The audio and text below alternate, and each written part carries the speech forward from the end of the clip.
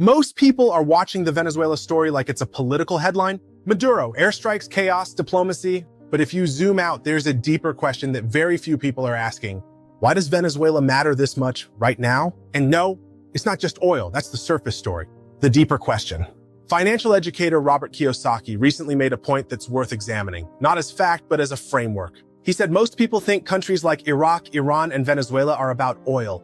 But the real issue isn't oil in the ground, it's who controls the system around the oil, because oil isn't just a commodity.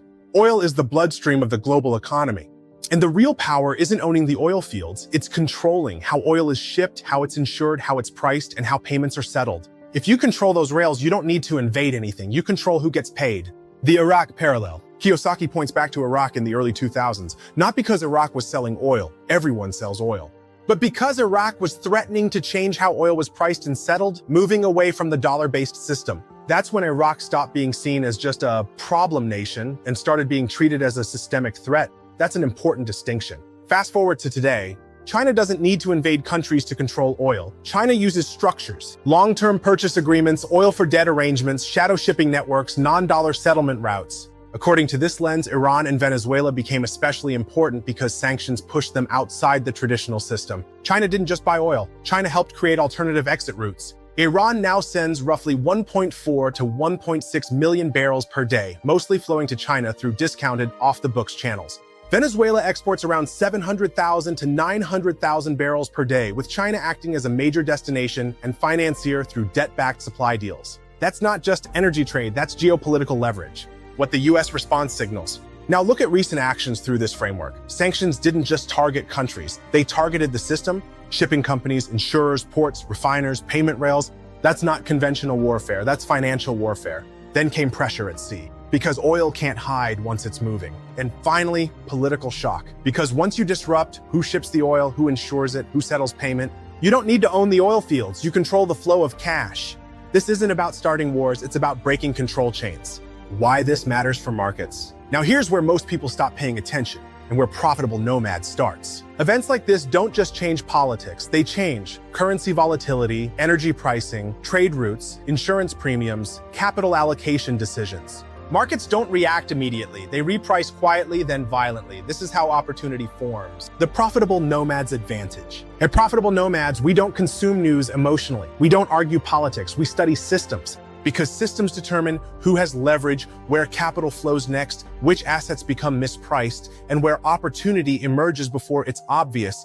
This applies to investing, trading, business decisions, and where you choose to live and operate. Most people react late. Profitable Nomads positions early, not because we predict, but because we understand how the machine works. Important clarification. This isn't about believing every narrative, it's about understanding frameworks. Good operators don't ask, is this true or false? They ask, if this is even partially true, what are the implications? That mindset alone separates spectators from participants. So when you hear stories about Venezuela, Iran, or global shocks like this, don't stop at the headline. Ask what system is being pressured, who loses leverage, who quietly gains it.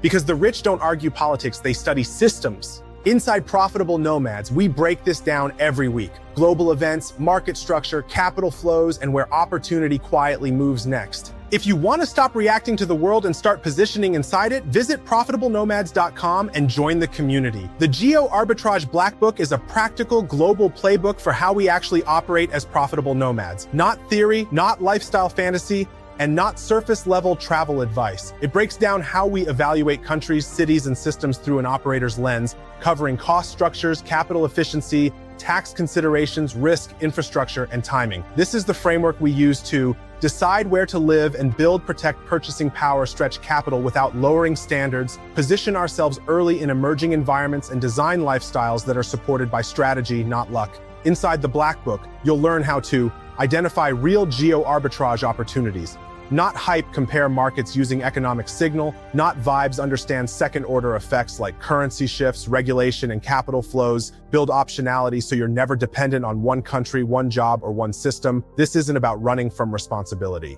It's about engineering leverage. If you want to understand how profitable nomads think, move, and position globally, the Geo Arbitrage Black Book is the starting point. Learn more at ProfitableNomads.com and start operating with intention, not reaction.